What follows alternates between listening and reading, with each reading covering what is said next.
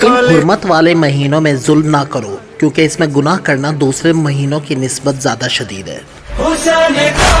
माह मुहर्रमुल हराम में यौम आशूरा ज़माना जालियत में कुरैश मक्का के नज़दीक बड़ा मोहतरम दिन था।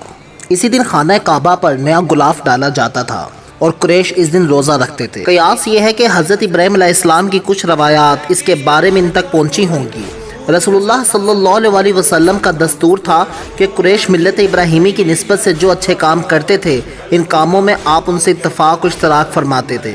इसी बिना पर हज में भी शिरकत फरमाते थे। अपने इसी असूल की बिना पर आप कुरैश के साथ आशूरा का रोज़ा भी रखते थे, लेकिन दूसरों को इसका हुक्म नहीं देते थे। जब नबी अकरम सल्लल्लाहु अलैहि वसल्लम मदीना तैयबा तशरीफ़ लाए और यहाँ यहूद को भी आपने आशूरा का रोज़ा रखते देखा, तो उनकी ये रवायत पहुँची कि वो मुबारक तारीख़ी दिन है जिसमें हज़रत मूसा अलैहिस्सलाम और उनकी कौम को अल्लाह तबारक व तआला ने निजात अता फरमाई थी और फ़िरौन और इसके लश्कर को गर्काब किया था। तो आप सल्लल्लाहु अलैहि वसल्लम ने इस दिन के रोज़े का एहतमाम ज़्यादा फरमाया और मुसलमानों को भी अमूमी हुक्म दिया कि वो भी इस दिन का रोज़ा रखा करें।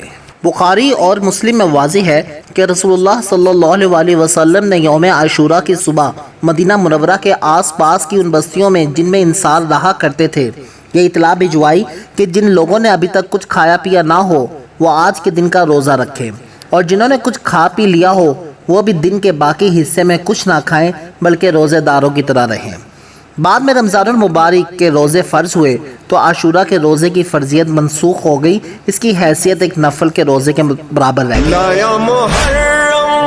यौम आशूरा बड़ी अज़मत का हामिल दिन है।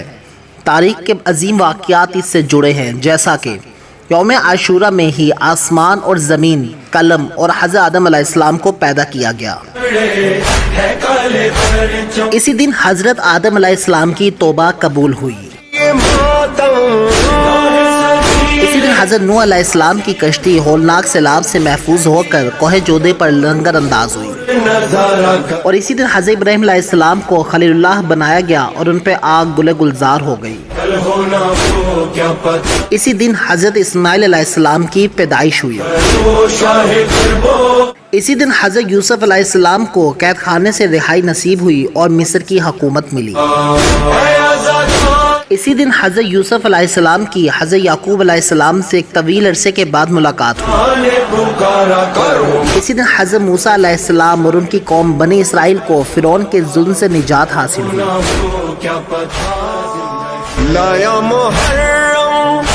इसी दिन हज़रत यूनुस अलैहिस्सलाम की कौम की तौबा कबूल हुई और उनके ऊपर से अजाब टला।